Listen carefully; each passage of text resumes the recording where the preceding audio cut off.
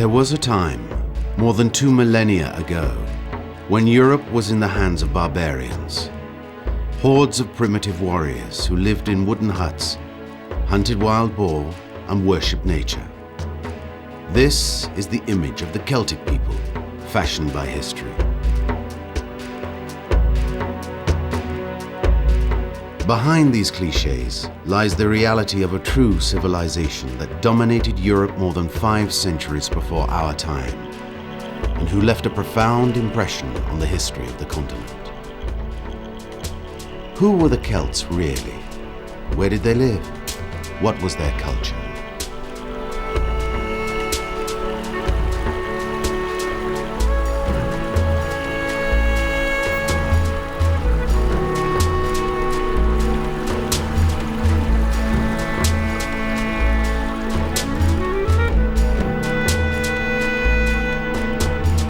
Today, thanks to the progress made in archaeology, the history of the Celts is emerging from the earth.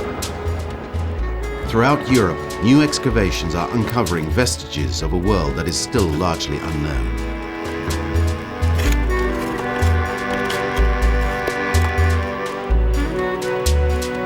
Discoveries abound, leading researchers along unexpected paths that contradict some previous notions. Celtic culture is proving to be much vaster and more sophisticated than ever imagined.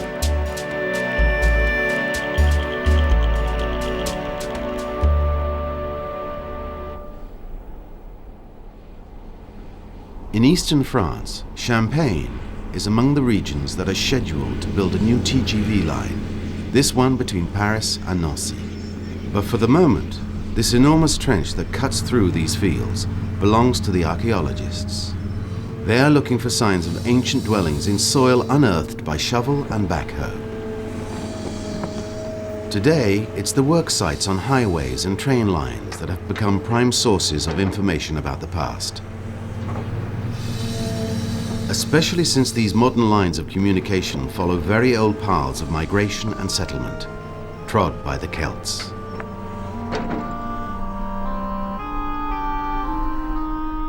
Have they left signs of civilization across this 400-kilometer stretch of eastern France? This is what a major archaeological survey hopes to learn.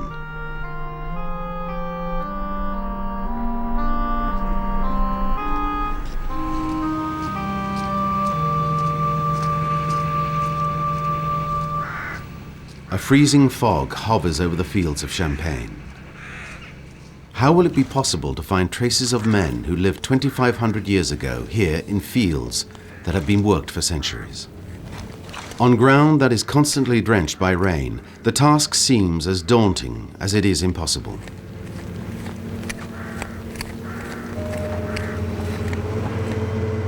Attentive to even the slightest clue, the scientists progress meter by meter.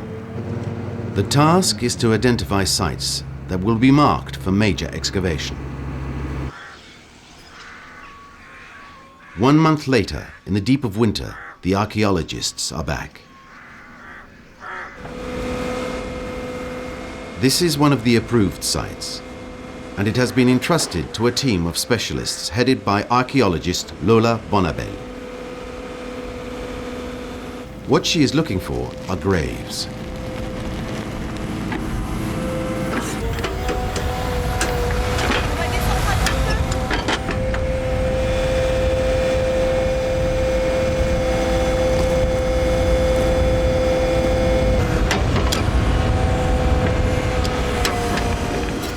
A trace of brown suddenly uncovered by the backhoe signals a displacement of earth that is clearly ancient.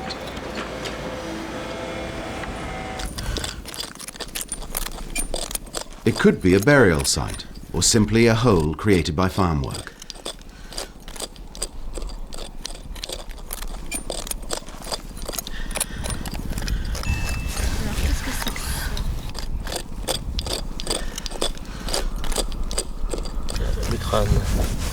On dirait. Ouais, c'est ça. Tu dois réserver des surprises. J'ai l'impression.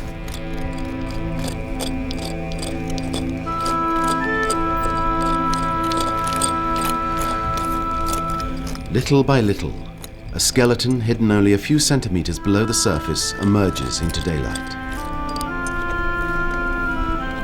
Around its neck, there is a torque, and there are bracelets on the wrists. For the archaeologist, there is no doubt that it is a Celt, or more precisely, a female Celt. This grave suggests that a necropolis lies nearby. But before pursuing a dig, Lola wants to situate her discovery somewhere on the continuum of a story that covers more than 5 centuries before Christ. J'ai tout un tas de prochaines. Alors. On est sur le tracé du TGV. We're on the trench of the TGV and the eastern limits of the chalk plain. André Rapin is an undisputed expert of Celtic metallurgy. He is capable of dating an object to within a few dozen years by its style. Here, the verdict is immediate. So it's a torque, despite appearances, and it has a twisted cable.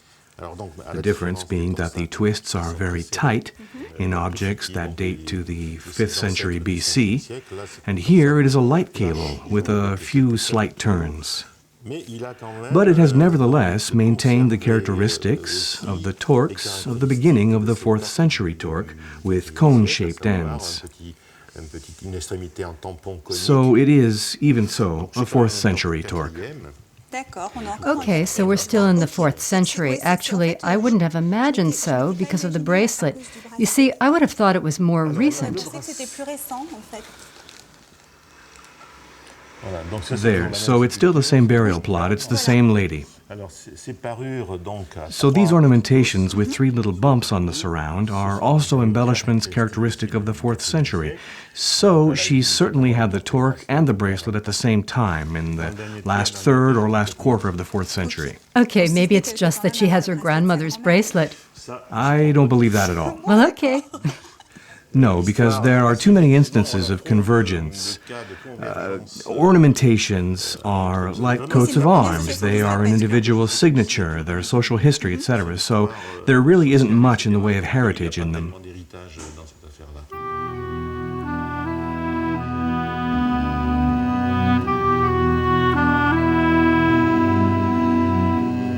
Worn by both men and women, the torque distinguished the elite within Celtic society. But its shape, and at times very rich decoration, signaled membership in a clan or tribe. The torque identified its owner and was worn throughout one's life.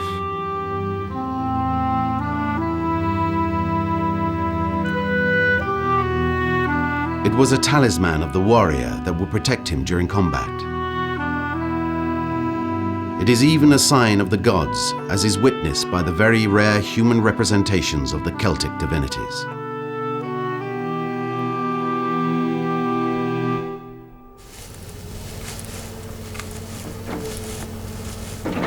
In the field, Lola Bonnabel's team has gone back to work. Very soon, a second tomb is uncovered. This time, the individual, seemingly of a more modest station, wears no ornamentation. But in the third grave, the deceased once again reveals signs of aristocracy. Le premier coup de bêche que j'ai donné ici, j'ai trouvé une moitié de mandibule.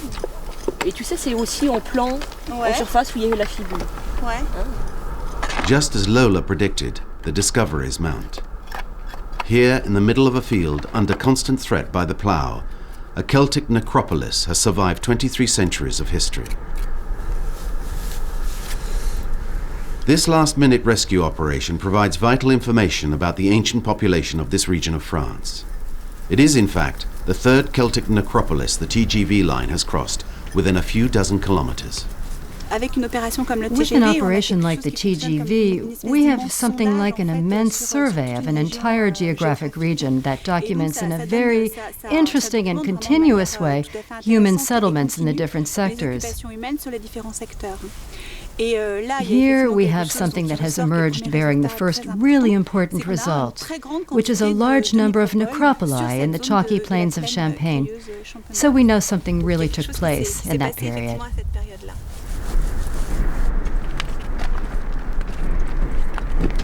How can we discover more about the daily lives of the Celts?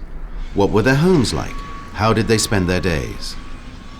These questions are best pursued from a different vantage point than the trenches carved in advance of the TGV.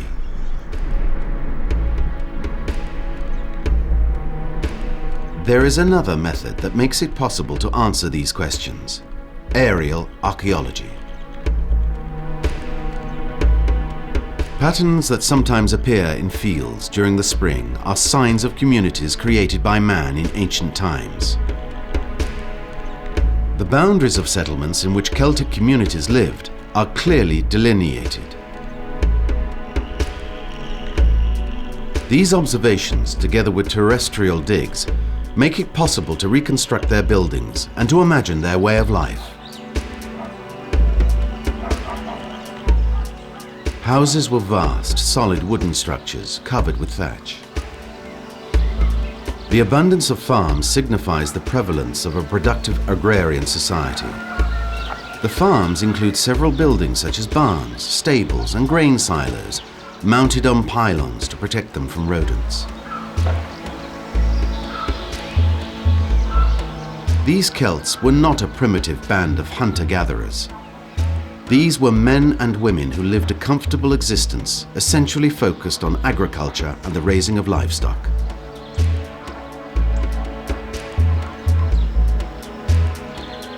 At the Archeological Centre of Montbeufray, information on the most recent digs is collected for study. Here, historians correct the accounts of the past and reconstruct the image of the Celtic people. But they also find themselves confronted by a world that is proving more and more complex and which spawns new questions.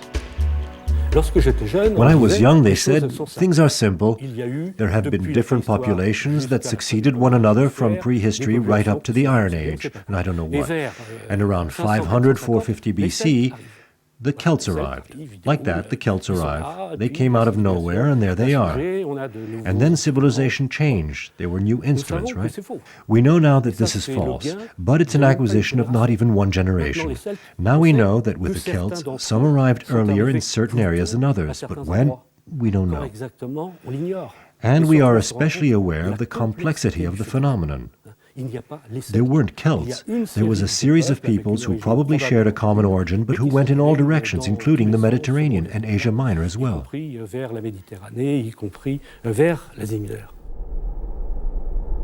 What was the extent of the Celtic world? How far away can we trace their civilization? Their path resurfaces today in Hungary, on the eastern extreme of Europe. Here, trucks crisscross the Great Plains of Pannonia, as far as the Carpathian Basin. Construction of a network of highways is underway. Archaeologists must explore the terrain before the motorway covers it for good. They are hoping these excavations will yield traces of Celtic peoples who came from Central Asia. After months of digging, archaeologist Miklas Szabo shares the results with colleagues. Our site is there, and not far away, the Miskuch Museum has dug up another necropolis from the 3rd century. So there are a lot of Celtic traces in this zone from the 3rd century on. What we find here are a lot of calcium fragments for pig iron. So there are signs of mining activity. What needs to be understood is that we're not far from the mountains here, where there are deposits of iron and copper. So it's a site that was very well chosen for the Celtic period.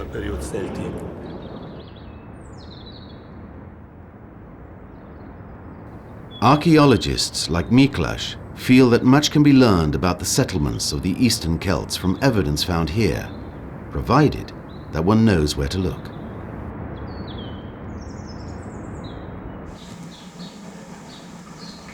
Most of the clues are trapped in blocks of earth that come from the necropolis.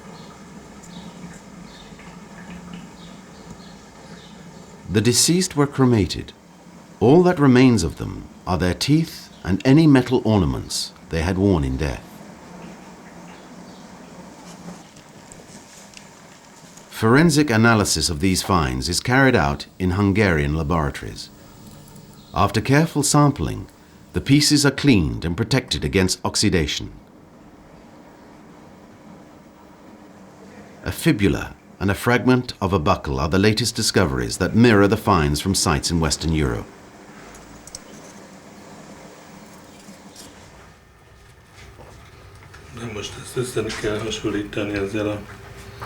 But some of these ancient artifacts seem particularly significant to Miklós Szabó.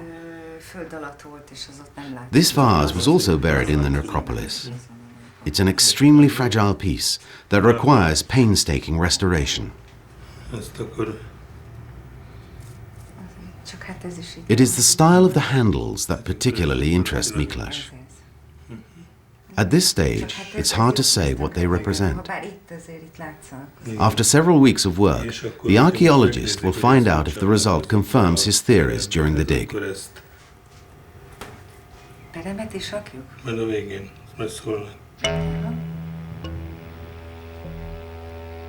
The figure is treated in a style that is entirely specific to this region. The form of the muzzle and the teeth identify the piece as a wild boar.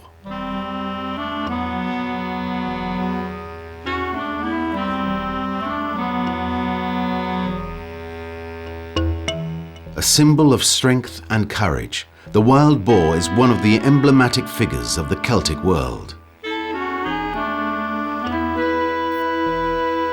This discovery confirms the existence of an original school of Celtic culture.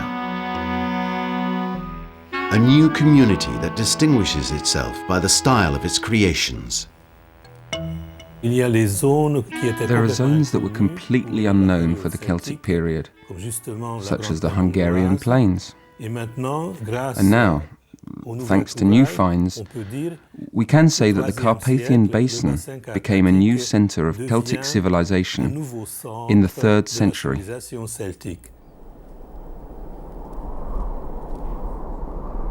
Similar discoveries all over Europe make it possible today to better grasp the extent of the Celtic world. From the depths of Western Europe, the Celts truly began their expansion in the 5th century BC. They established themselves beyond the Rhine in the Danube basin and descended towards Aquitaine and Italy in successive waves. They made contact with other civilizations of the ancient world. The Greeks call them Celts, the Romans call them Gauls, but all of them describe the same people who were in the process of conquering Europe. At their height between the 3rd and 1st centuries BC, the Celts were made up of hundreds of tribes that spread from the Atlantic to the mouth of the Danube and from the North Sea to the Mediterranean.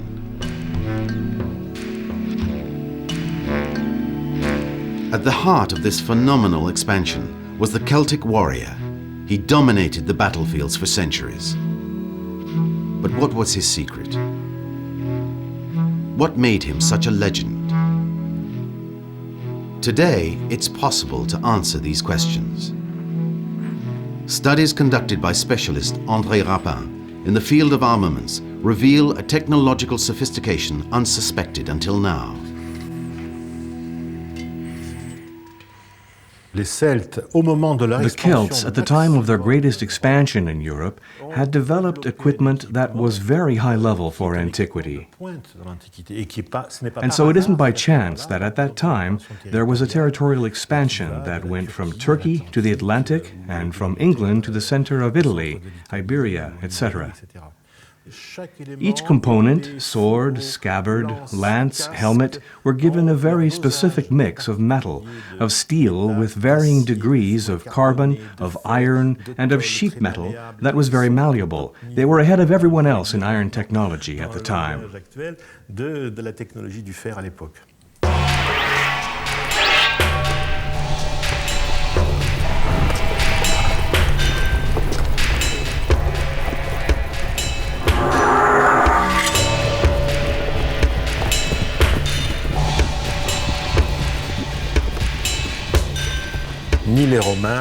Neither the Romans nor the Greeks knew how to make metal scabbards, which are things that are very difficult to produce.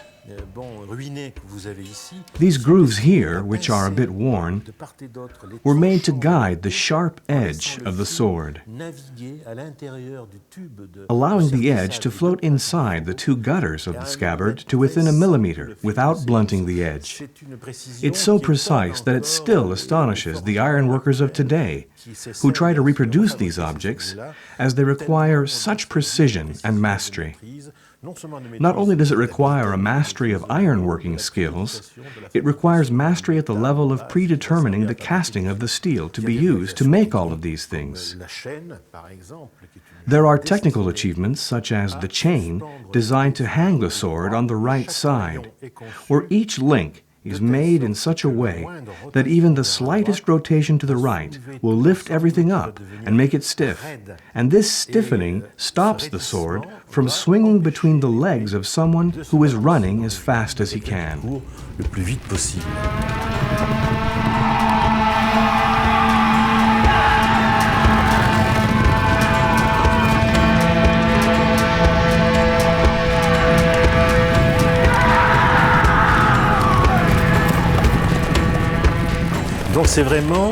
So it is really a system adapted to a style of combat that is completely different from the Greek hoplites or Mediterranean warriors in general, who were much more static and armored. The Celtic warriors, on the other hand, developed mobility and speed to confuse their adversaries.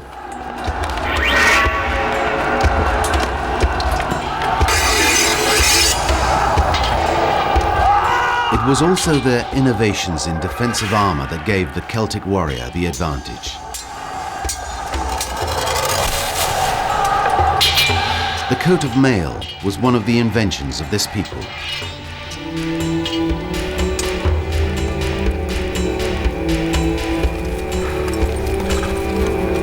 By attacking the Mediterranean world, the Celts sealed their reputation as barbarians.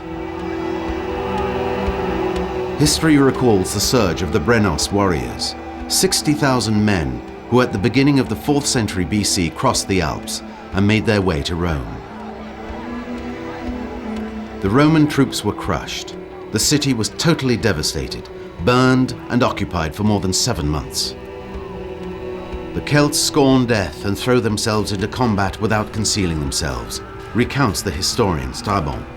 But their strength and audacity could not withstand the strategy of the Roman legions launched in a campaign to conquer the world. Strangely, it is in dying at the hand of a sword that ensured the Celts their place in history.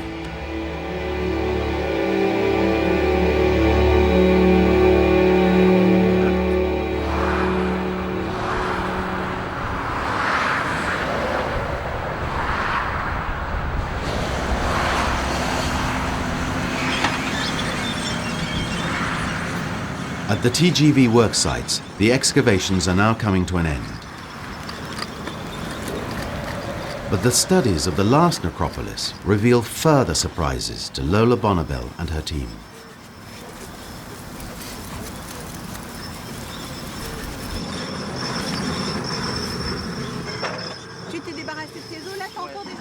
The archaeologists have come across a small cache of bones, human ribs, that have withstood the ravages of time and the intrusions of man.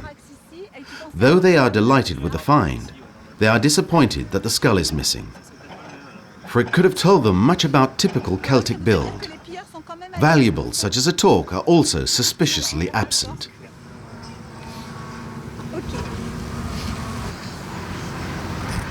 The archaeologists think they know what happened at this site.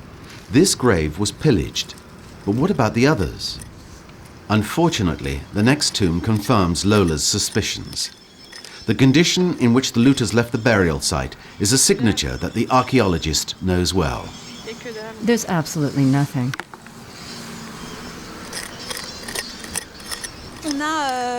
This is the typical result of a 19th century pillage.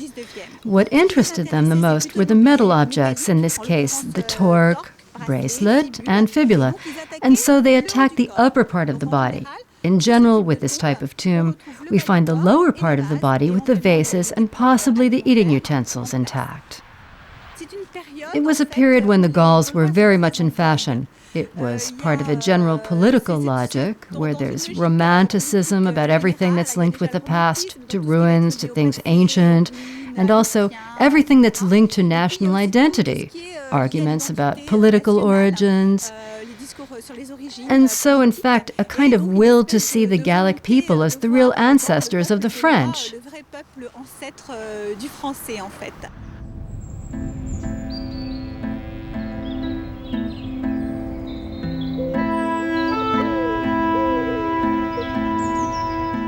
The link between politics and history is clearly in evidence at the Museum of National Antiquities in Saint-Germain-en-Laye. Conceived by Napoleon III, who was a great partisan of the Gallic people, it houses the collections assembled in the 19th century, an ill-assorted jumble of objects glorifying the founding peoples.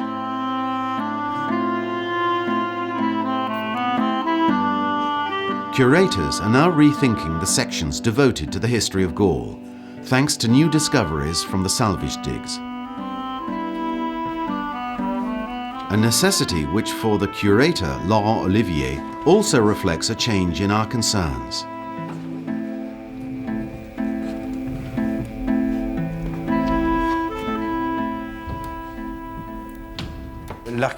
Gallic and Celtic archaeology is something that specifically developed at the end of the 19th century. And in France in particular, the importance of the Gauls in the collective imagination became very important at that time. There were references to the Gauls in the origins of the French identity, so it's something that took root in the 19th century. The societies of the past were very much seen as having their own culture and their own language. Today, with the fall of the Berlin Wall and the end of the Cold War, nations are no longer seen in a specific ethnic context, as they were on the eve of the First World War, for example. Which means that the way we look at the past has changed.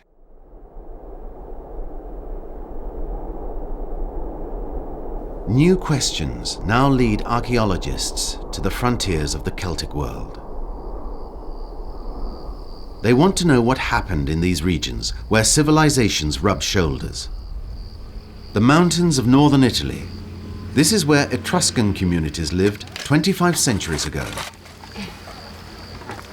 During the same period, Celtic tribes who had crossed the Alps also visited the region. Did these cultures mix?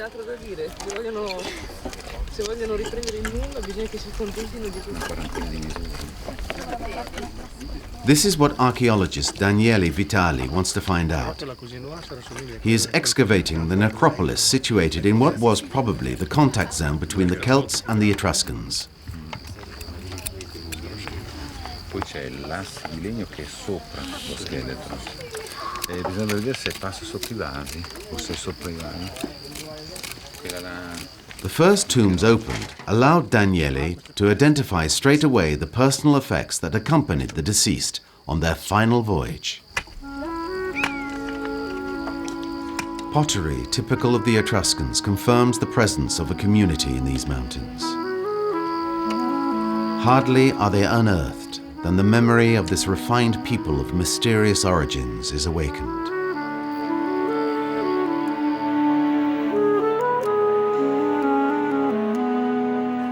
They first appeared in the 8th century BC in Tuscany, where they founded a brilliant commercial civilization that shone on the Italian peninsula. Imported from the different regions of Etruria, these pieces bear witness to the wealth of the community that settled in this region. They also reveal all of the finesse of an art that is often figurative, richly colored. An art that also shows a certain taste for luxury and pleasure, the complete opposite of the Celtic style.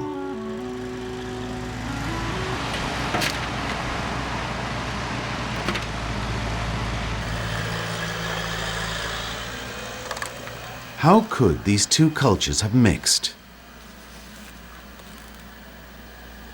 The answer is in tomb number 5. It is surely the tomb of a woman, as there is a skyphos, a bowl with two handles that is typical of women's tombs. These are never found in men's tombs. The property is rather complex, and there is a vase that contained wine, and there are bowls, goblets, and plates with all kinds of food offerings. And so it is a rich property. And the element that is unique is that there is a Celtic fibula, so it is really important to know why. These are questions that remain open. It is the global study of the necropolis that will give us the answers.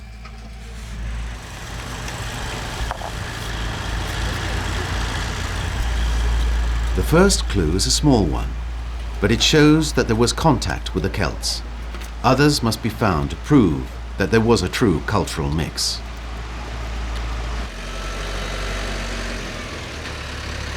This discovery invigorates the excavation and justifies the use of greater means in their search. The team decides to strip off a large section of earth around the fifth tomb. It is Voncherino who operates the excavator. A former shepherd, Voncherino has spent half his life walking around these mountains.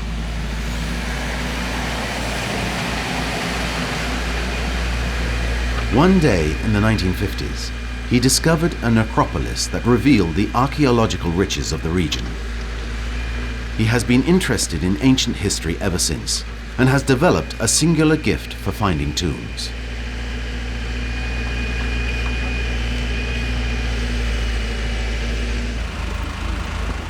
It is this mysterious gift of divining that he puts to work for Daniele's research.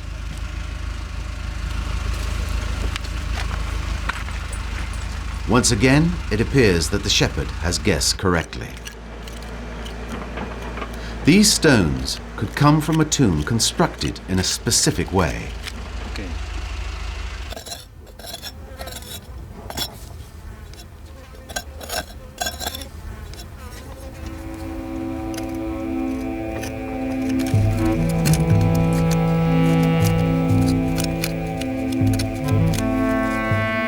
After 2 days of digging, a Celtic warrior with all his armor is unearthed, thanks to Daniele.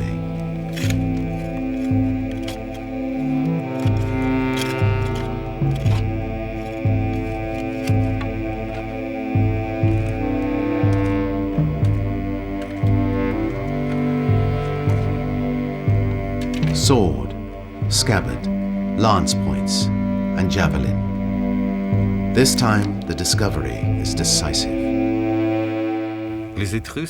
The Etruscans that we know very well on the Po Plains and in Tyrrhenian Etruria never or almost never had the cultural habit of funerary rites of placing arms with the deceased. And so the introduction of arms in the funerary furnishings is a break with respect to previous traditions. And from the point of view of the time coincidence, we know that from the 4th century they were Celts in Italy, that they arrived with their arms that distinguished them immediately as warriors. The display of weapons is exactly the same as what we find in the necropolis that are verifiably Celtic to the north of the Alps and that are accompanied by Etruscan effects. We can deduce from this that there were marriages between the local Etruscans and the newly arrived Celts. Et les nouveaux arrivés, les Celtes. The weapons, twisted and attacked by rust, are very fragile.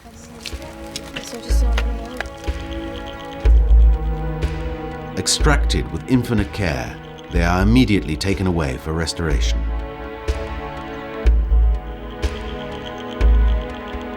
Celtic arms found in tombs are always sacrificed as they belong to only one warrior all his life.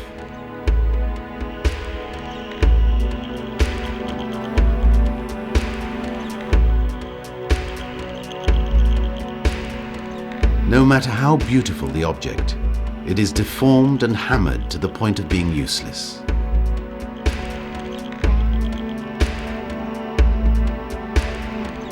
Here, in Etruscan territory, the Celtic rites are respected and indicate a union of cultural traditions, even in death. It's the consummation of a cultural marriage.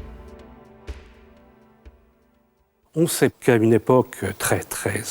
know that a long time ago, so-called temperate Europe was in contact with Mediterranean Europe as well as the countries to the north.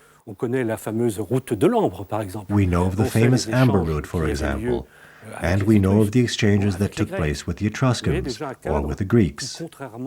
So you see that there is already a framework that, contrary to what has been previously thought till now, shows us a Celtic world that was very much integrated in its exchanges. And for that world, it has been perhaps 10 or 15 years that we have begun to understand its diversity, its complexity, and also its importance.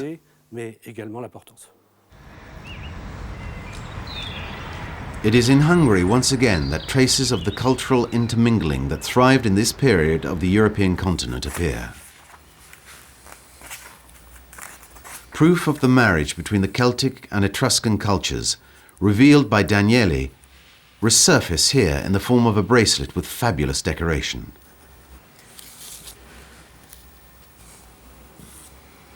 Recently discovered in the necropolis of the Carpathian Basin, it has just come back from being restored.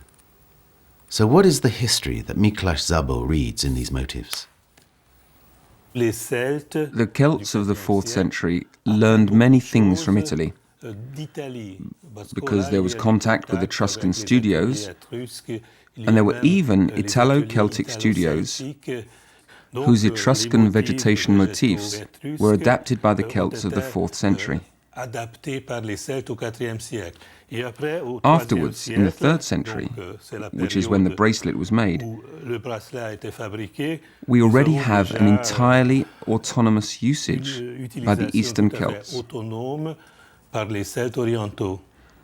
So it's really very important news, because we can presume that there is a mix of cultures here. And at the same time, we can underline the importance of these zones for Celts in Europe.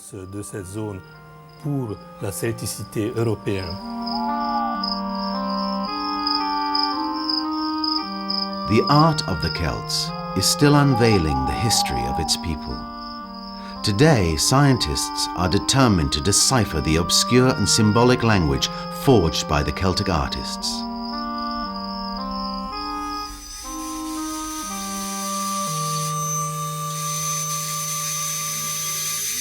Toward what unknown world are they leading us?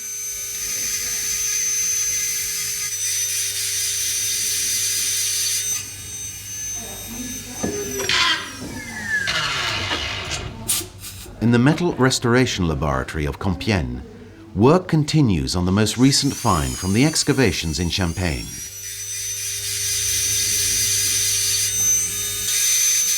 It is the scabbard of a sword. X-rays have revealed the presence of decoration that is hidden by rust.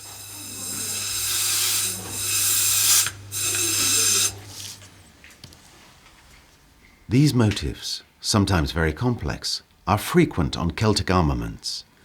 Archaeologists found them enigmatic for a long time. What do they represent? Do they even have a meaning?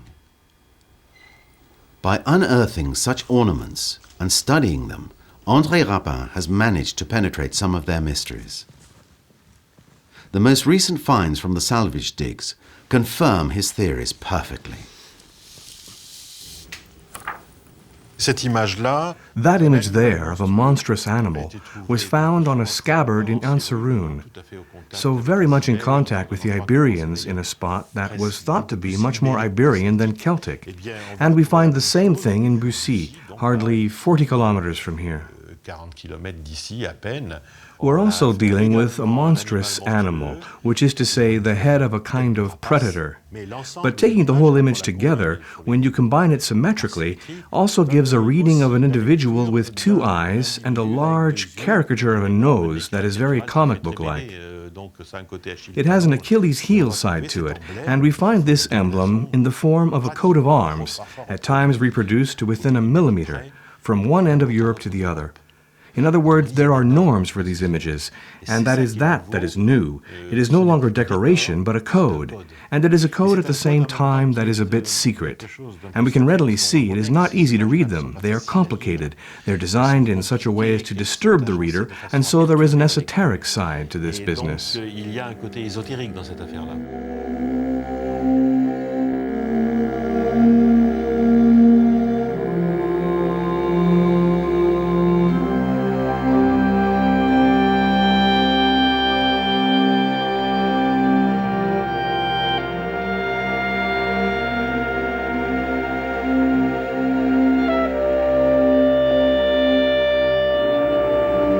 Efforts to decode the sacred art of the Celts are now underway from France to Hungary, to push open the doors of this world where gods reside. We now understand Celtic iconography. We now have a repertory of the iconographic elements, like the human mask, the elements of vegetation, mistletoe leaf, or the animal elements like the griffin, the dragon, and fantastic birds. All of this can help us explain Celtic representations of a religious nature. If we compare the decoration of Celtic scabbards with Greek statues, either classical or Hellenistic, we can observe a fundamental difference. The Greeks represent their divinities as humans, which is something that is impossible for the Celts. For the Celts, a divine image is a hidden image in an ambiguous representation. To be precise, when we look at the reverse side of this scabbard, we can identify the human mask, the mask of the hidden divinity, which is always present to protect the warrior in combat.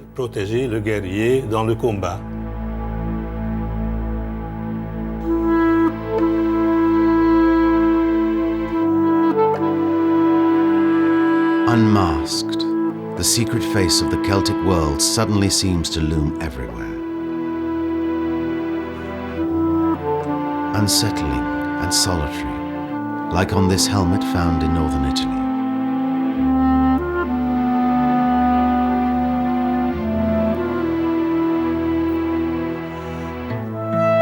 It is displayed just as brilliantly all over this exceptional piece discovered in the southwest of France.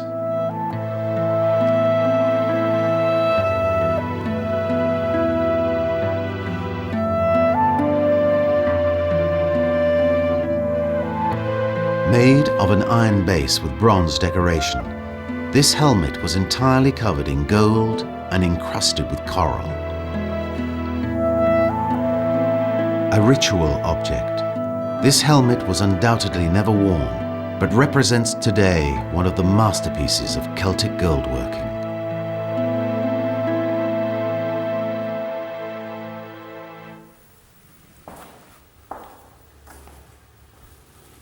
But who was such luxury for? What power is hidden behind such ostentation? True to their game of riddles, the Celts perhaps camouflaged the answer in this piece that was designed to protect the warrior's cheeks. It's a particularly important piece that certainly provides a part of the key to understanding the object.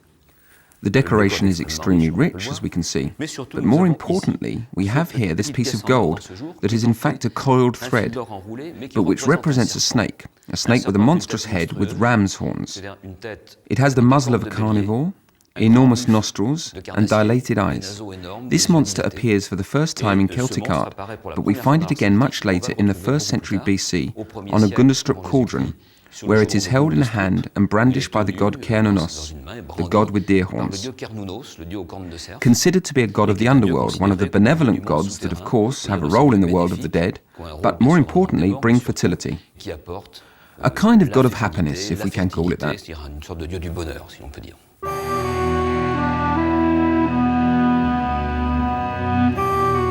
Originating from the mouth of the Danube across Europe, this cauldron proves the existence of gods shared by all of Celtic culture.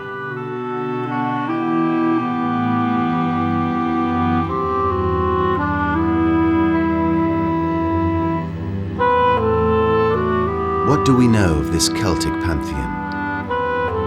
From what they left behind, it was a complex world filled with a host of divinities, entwined with strange animals.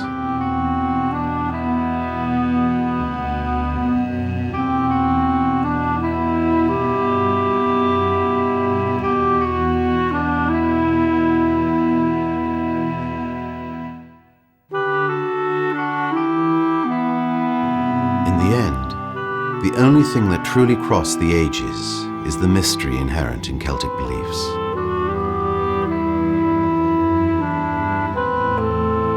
Once again, scientists find themselves confronted with the enigma of shapes.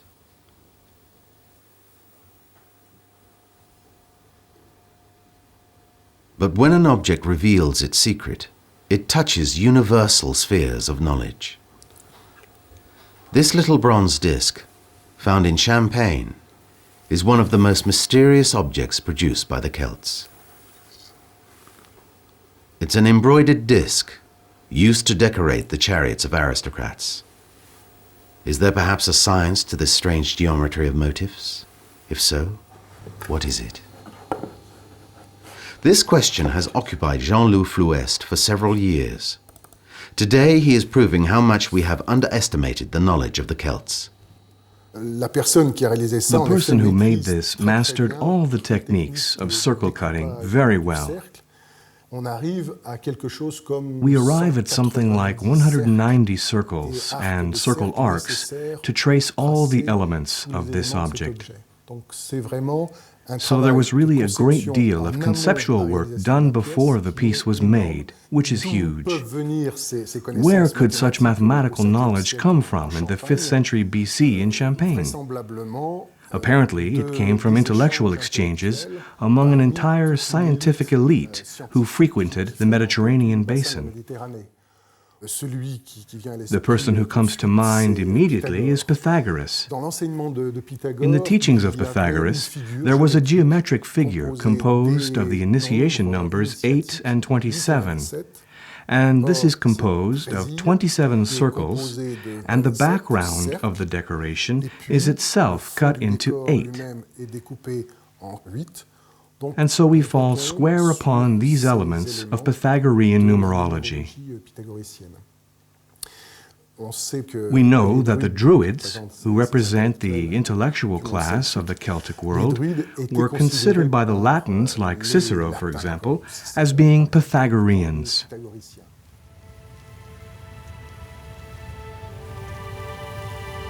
It was the Druids who held this knowledge. It touched upon mathematics, but also astronomy, anatomy, and philosophy. All that we know of these learned priests comes from Greek and Roman texts.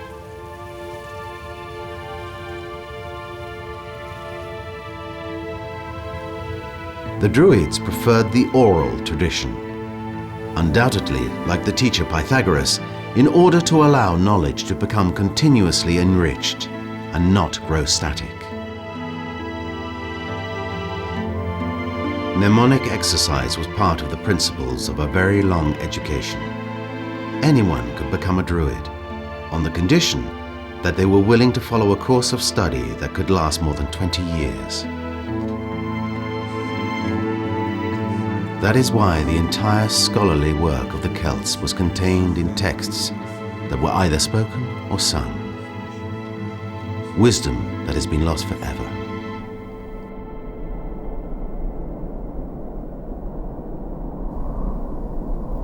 The archaeology work continues. New objects surface to challenge the scientists. And ever more Celtic settlements come to light. Other divinities lie hidden within the complexity of their designs. The lack of written texts means that we still do not know precisely what languages were spoken among the Celtic peoples of Europe. And it's precisely in this void left by the absence of words that the legend of the Celts lives on.